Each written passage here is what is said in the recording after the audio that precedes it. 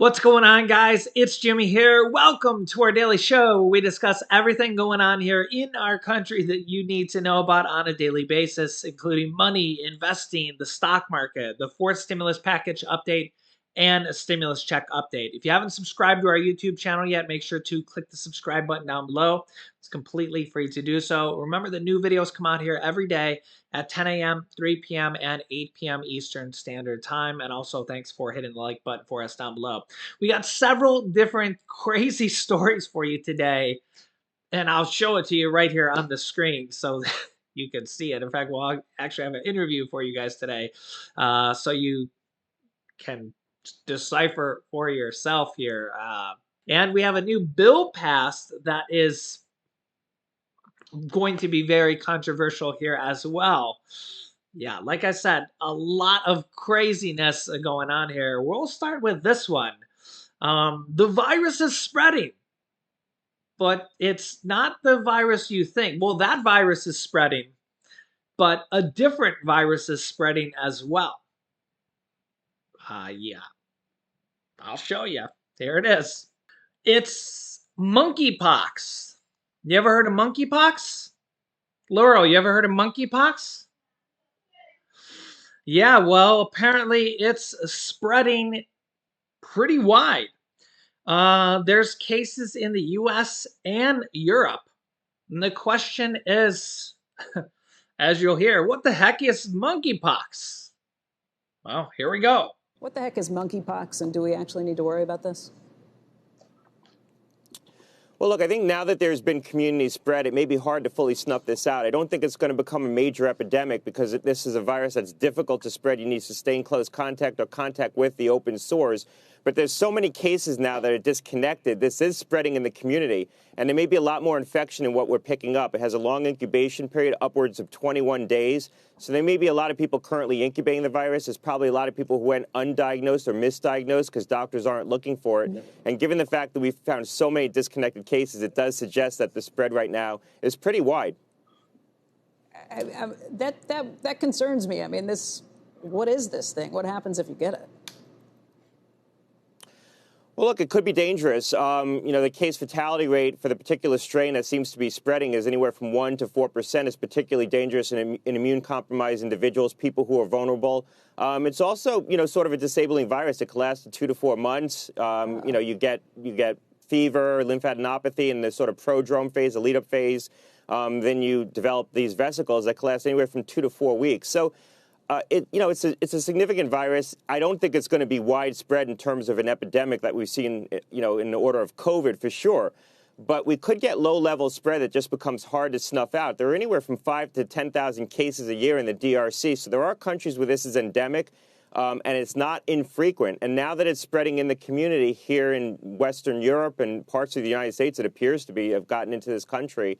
Again, it could be hard to fully snuff out. We're not going to mass vaccinate for it. They're going to try to ring vaccinate using the vaccinia virus vaccine. That's not a vaccine a lot of people are going to want to take. So it could be hard to deploy public health measures to try to get a handle on this. That's the concern, not a widespread epidemic here at this point, but this just low-level persistent spread, cases popping up here and there, outbreaks that could be, a risk to individuals and certainly a headline risk. Hey, Scott, I just wanted to go back to the issue of COVID peaking, at least in the Northeast right now. A number of big corporations in New York City were planning to bring people back full-time, oftentimes 5 days a week in the office. Some of them scaling that back, some not. Apple on the other coast, of course, reversing its plan a little bit. What are you advising CEOs in this moment over the next 2 or 3 weeks about how they should be approaching this for those, dare I say, white-collar workers who are in the office either with a mask on or not with a mask on, and also sort of how you see testing in this environment working or not working? Yeah, look, I would say, watch the numbers. I mean, if the proposition that this isn't going to be a big wave of infection this summer is right, and we're going to see declines as we get into the warmer months, you should see week-over-week declines right now in New York. You're seeing that in Connecticut, New Jersey, so you're seeing it in the tri-state region. You want to see continued declines. I think if we're 2 weeks from now and we've seen sustained declines in infections, that means the risk really has subsided, and I think people can go ahead with those kinds of plans. But I would watch the data unfold.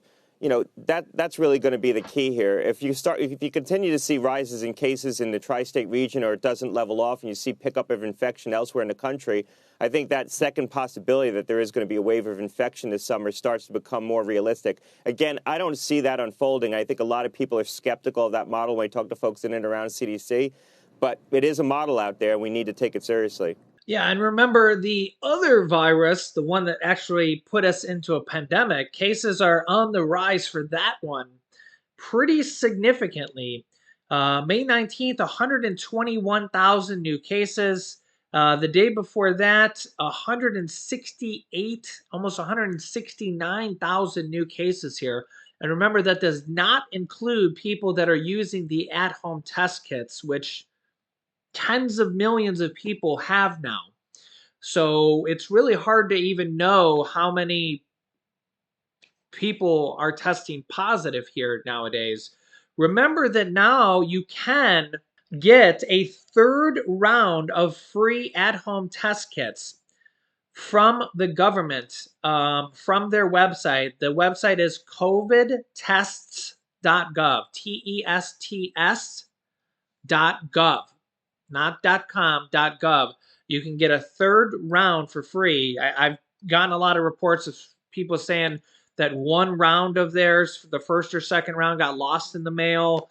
I know that does happen sometimes. So if that happened, or if you just want to get a third round because they're free, just go to the website here, click the blue button, and literally just put your name and address in and click checkout now. That's all you have to do, and they send it to your home. Hopefully you get it. I know that some people said that one of their orders got lost. You can put in your email in here if you wish to receive shipping tracking notifications because it's free. But you can get a third set of 8 tests for free. Remember, they have expiration dates on them, so you might as well do it. They're free. Do it after this video is over. So, yeah, I know. The world is crazy. There's viruses. There's cold. You think about the flu. The flu is every year. It doesn't go away. The flu is a virus. So I get the whole conspiracy theory thing, and I know who knows what actually happened over there in China, you know. But I don't know. Is this virus going to be around forever? No. There's other viruses in the world here too. But that's not the only thing going on here right now. Check this out. Oklahoma, the state, just passed a bill banning abortions after what they call, quote, fertilization. So basically, as soon as the the egg is fertilized. So this just happened. So we're this Roe versus Wade thing, with the Supreme Court has not even been struck down. And we now have Oklahoma, the state, has now banned abortions. So now we're starting to get into the areas where different states are now banning abortions. So already we're now going to be starting to get into this gray area where it's legal in some states, not legal in other states. And it's, for women and families, it's going to be confusing.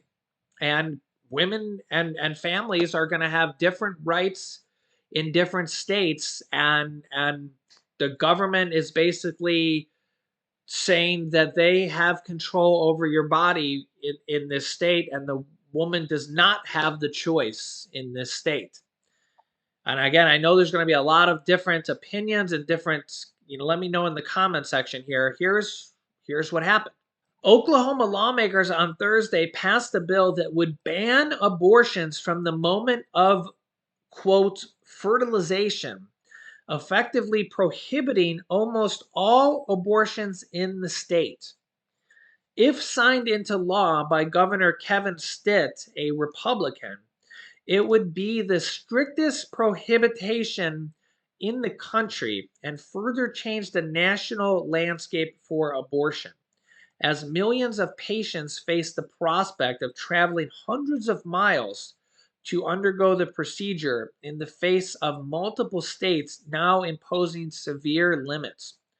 Oklahoma had been a refuge for some women from neighboring Texas, where a 6-week ban went into effect last year. But now Stitt has said he wanted Oklahoma to be the most pro-life state in the country. And Republicans there have sought to make the state the vanguard in banning abortion.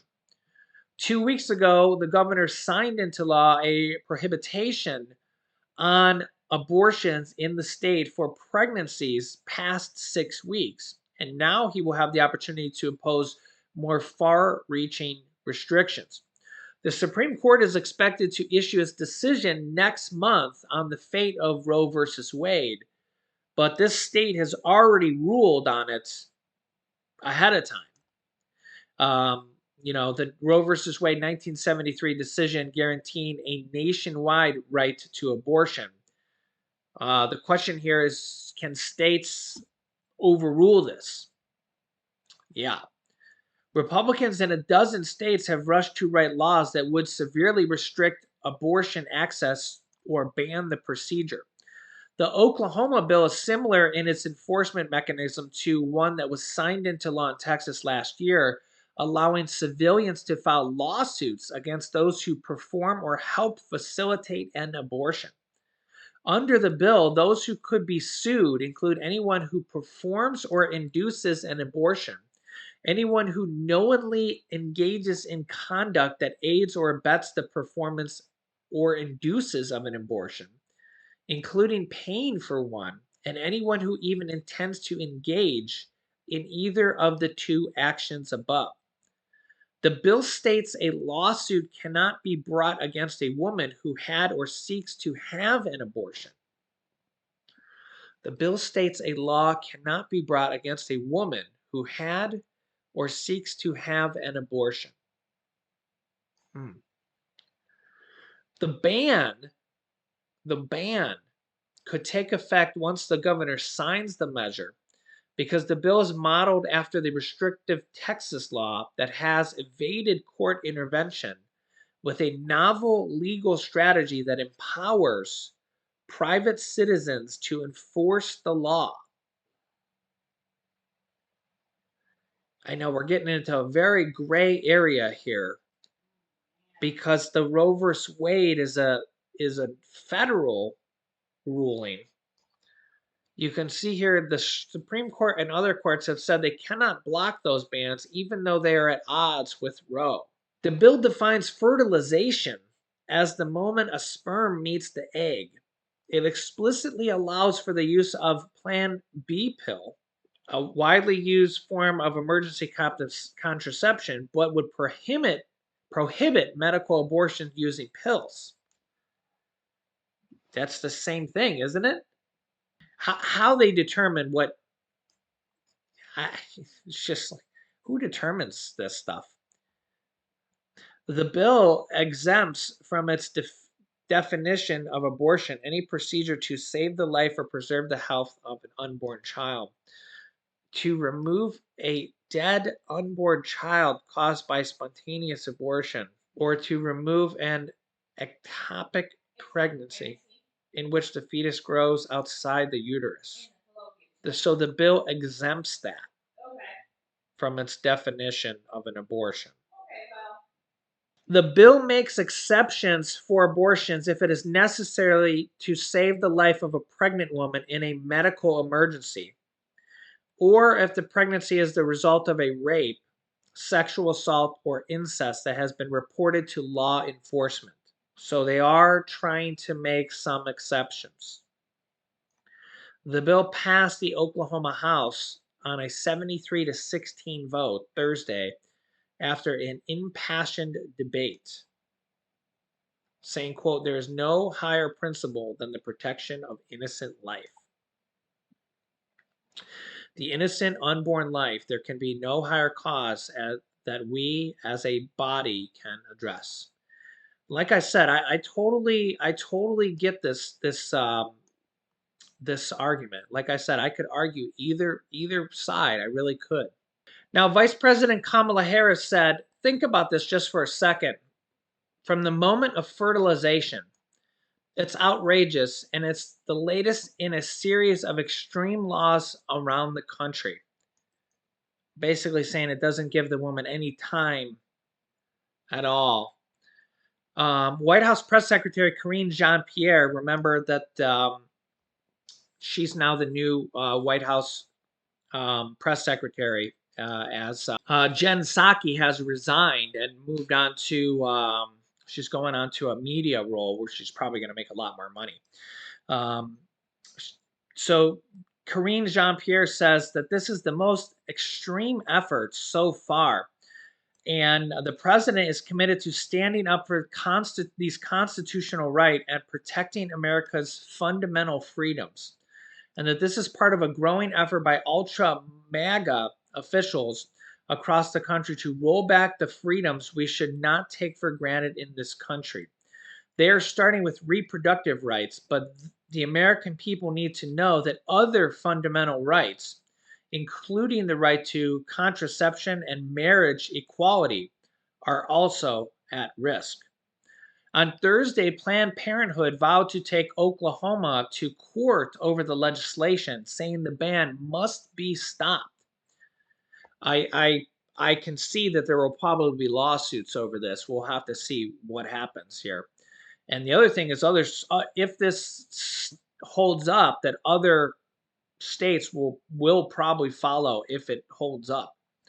The Oklahoma legislature just passed a total ban on abortion enforced by private citizens. Quote, this ban will take effect as soon as the governor signs the bill, making Oklahoma the first state to outlaw abortion entirely, even while Roe versus Wade still stands, which is a federal ruling. Yeah, so really this is kind of a larger issue as it should the government be able to control a woman's body and tell a woman what to do? Can the government be able to force a woman to have a baby and not have a choice at all? Can the government force a woman to do that? Think about women that don't even have medical insurance. The government would force them to have a baby, take on all this medical debt that they may not even have insurance for, and then the child tax credits haven't even been passed. It's just and then they're not even going to give the woman the choice, and this is where and what's crazy is that all the Republicans voted no on the child tax credits here in the most recent vote. So it's just like, yeah. Where the way the current law stands now is the woman has the choice, and I get that it's a very difficult choice, but each woman would have the choice themselves to decide what is best for them and their babies. So, yeah, let me know your thoughts here in the comments. Very, very big decision for. And what's interesting here is that if this holds up in this state, all other states could then follow suit. And the way it would go down is that it would be Republican states that would follow suit. Recent articles say that up to 26 states, Republican states, could strike down the Roe v. Wade and the whole abortion thing. Well, so what could happen going forward is that we could see potentially half the states not allow this anymore, even though the federal ruling makes it legal. So it's really this could change the way our entire country works. So let me know your thoughts here in the comments. Like I said, it's just a lot of things changing here in our country. So let me know your thoughts. I'll keep you up to date here with everything. Remember the new videos come out here every day at 10 a.m., 3 p.m., and 8 p.m. Eastern Standard Time. Make sure to subscribe down below. New videos are completely free to subscribe, and I will keep you up to date here with everything. You can click here to watch my newest video next. And here is my new stimulus check video that we just did. Really good video there. So click on one of those videos next. Thanks for watching, guys, and I'll see you in the next video.